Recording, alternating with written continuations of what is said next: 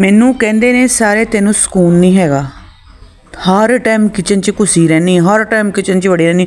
ਮੈਂ ਕਿਹਾ ਭਾਈ ਮੈਨੂੰ ਇੱਕੋ ਵਾਰੀ ਸਕੂਨ ਆਉਣਾ, ਜਿਸ ਦਿਨ ਮੈਂ ਮਰ ਜਾਣਾ ਨਾ ਉਸ ਦਿਨ ਹੀ ਕੰਮ ਵੀ ਨਹੀਂ ਹੋਣੇ, ਕੋਈ ਕਾਰ ਨਹੀਂ ਹੋਣੇ। ਉਸ ਟਾਈਮ ਮੈਂ ਸਕੂਨ ਨਾਲ ਸੁੱਤੀ ਪਈ ਹੋਣਾ, ਸਾਰਿਆਂ ਨੂੰ ਭਾਜੜ ਪਈ ਹੋਣੀ ਹੈ। ਕਿਸੇ ਨੂੰ ਮੇਰੇ ਕਬਰ ਖੋਦਣ ਦੀ ਭਾਜੜ ਪਈ ਹੋਣੀ ਹੈ, ਕਿਸੇ ਨੂੰ ਮੇਰੇ ਕਫਨ ਲਿਆਉਣ ਦੀ ਭਾਜੜ ਪਈ ਹੋਣੀ ਹੈ। ਉਸ ਟਾਈਮ ਮੈਂ ਸਕੂਨ ਨਾਲ ਪਈ ਹੋਣਾ। ਉਸ ਟਾਈਮ ਮੈਨੂੰ ਕਹਿੰਦੇ ਤੈਨੂੰ ਫਿਕਰਾਂ ਬੜੀਆਂ ਨੇ। ਹਾਂ, ਉਸ ਦਿਨ ਮੇਰੀ ਫਿਕਰ ਮੁੱਕ ਜਾਣੀ ਹੈ ਜਿਸ ਦਿਨ ਮੈਂ ਮਰ ਜਾਣਾ, ਉਸ ਦਿਨ ਫਿਕਰ ਮੁੱਕ ਜਾਣੀ ਹੈ। ਉਸ ਦਿਨ ਮੈਨੂੰ ਕੋਈ ਫਿਕਰ ਨਹੀਂ। ਉਤਲੀ ਆਵਾਮ ਫਿਕਰਮੰਦ ਹੋਏਗੀ ਜੀ, ਫਿਰ ਉਤਲੀ ਆਵਾਮ ਸਾਰੇ ਭੱਜਦੇ ਫਿਰਦੇ ਹੋਣਗੇ, ਸਾਰੇ ਨੱਚਦੇ ਫਿਰਦੇ ਹੋਣਗੇ, ਸਾਰੇ ਕਹਿੰਦੇ ਫਿਰਦੇ ਹੋਣਗੇ।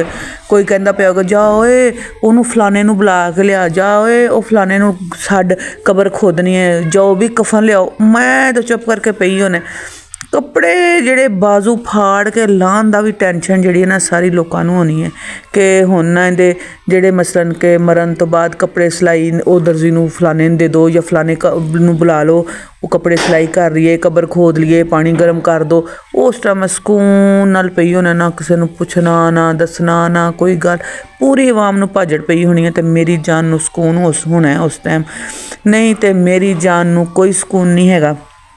ਕਿਸੇ ਨੂੰ ਪਈ ਹੋਣੀ ਹੈ ਦੇਗ ਪਕਵਾ ਲਓ, ਕਿਸੇ ਨੂੰ ਪਈ ਹੋਣੀ ਹੈ ਕੁਰਾਨ ਪਾਕ ਦਾ ਖ਼ਤਮ ਦਵਾ ਲਓ, ਕਿਸੇ ਨੂੰ ਕੁਛ, ਕਿਸੇ ਨੂੰ ਕੁਛ।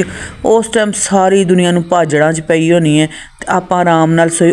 ਕਦਰ ਵੀ ਮੇਰੀ ਉਸੇ ਦਿਨ ਹੀ ਹੋਣੀ ਹੈ, ਉਸ ਦਿਨ ਕਦਰ ਹੋਣੀ ਹੈ ਜਿਸ ਦਿਨ ਮੈंने ਮਰ ਜਾਣਾ ਹੈਗਾ। ਉਸ ਦਿਨ ਕਦਰ ਕਰਨਗੇ ਸਾਰੇ, ਹਾਏ ਕਿੰਨੀ ਚੰਗੀ ਸੀ, ਹਾਏ ਉਹ ਕੀ ਕਰਨਾ ਉਸ ਚੰਗੀ ਨੂੰ ਜਦੋਂ ਜੀਂਦਿਆਂ ਪੁੱਛਣਾ ਕਿਸੇ ਨੇ, ਨਹੀਂ ਤਾਂ ਮਰਿਆਂ ਸਾਰਿਆਂ ਨੇ ਰੋਣਾ ਹੈਗਾ। ਅਤੇ ਉਸ ਦਿਨ ਮੈਨੂੰ ਸਕੂਨ ਹੋਏਗਾ ਅਤੇ ਉਸ ਦਿਨ ਪਤਾ ਚੱਲੇਗਾ ਕਿ ਆਪਣੇ ਕੌਣ ਨੇ ਅਤੇ ਪਰਾਏ ਕੌਣ ਨੇ ਅਤੇ ਕੀ ਹੈ ਅਤੇ ਕੀ ਨਹੀਂ ਸਿਸਟਮ। ਉਸ ਟਾਈਮ ਸਾਰਾ ਕੁਛ ਪਤਾ ਚੱਲਣਾ, ਪਹਿਲੇ ਕੁਛ ਪਤਾ ਨਹੀਂ ਚੱਲਦਾ ਹੈਗਾ ਕਿਸੇ ਨੂੰ।